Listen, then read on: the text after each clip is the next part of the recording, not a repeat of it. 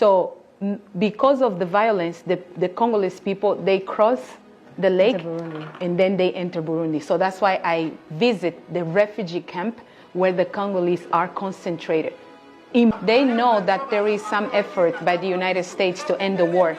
So that's why many of them, please, Donald Trump, please, US, please help us. Wow. Yes. The majority of women raped is in DRC. Wow. Yes.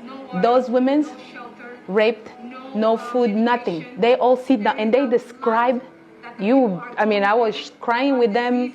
It was horrible. They mentioned that the way that M23, they mention who raped them. They mention, this is the shocking part. They describe how they come, how they do, horrible, and who they are. Everything in my report, see no conditions, babies are dying, no food. So they're using this as a weapon to intimidate or to get them to move. What is Yeah, they try to input them fear so they can leave the area, so they can occupy. Okay. Yeah, so because right now they left their houses. Everything they built all their life, they just left in DRC and flee to Burundi with no condition, no house. They live in a little tent, some with 4 kids. This one is traumatized, this old lady. She's trying to tell me M23, many of them. They just mentioned the aggression from M23. Yeah. Yeah, she said that a pregnant woman was raped. She saw.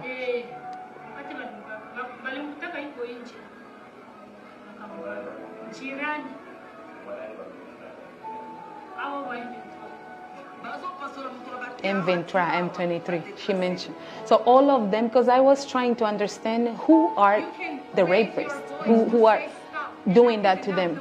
And they mentioned all of them, M23. But the thing... Museveni and his thugs denied their crimes. They killed our people and denied it. They tortured people and denied it. They raided our houses and denied it. General Museveni has been a smart dictator because he puts on a suit, goes to the West and to the UN, speaks very nicely about democracy and human rights.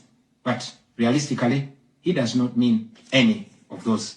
He talks about our so-called Human Rights Commission in Uganda, but the same person closed the UN Human Rights Office in Uganda 2 years ago because they dared to question him about his atrocities.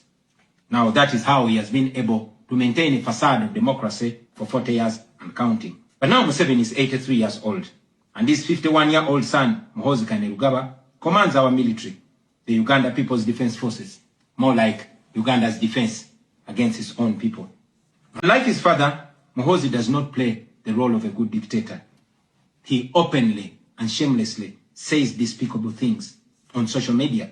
On Twitter, he openly confesses and brags about committing atrocities against the people of Uganda. When he was summoned by Parliament, he called Parliament a house of clowns and fools, and he threatened to arrest all of them. In other words, Museveni and his son no longer fear international retaliation for their crimes. They've been so emboldened by your lack of action. They know that they can murder their own people, imprison them, torture them, remove their fingernails, push needles down their testicles, and nothing will happen to them. Now, they're using rape as a weapon. Boys and girls, men and women, people of all ages have reported being sexually assaulted by Muhoozi's military. And it's not rare. The majority of the people that they capture and unlawfully imprison have reported being raped, whether men or women. To investigate the appalling human rights record of the National Resistance Army in northern and eastern Uganda.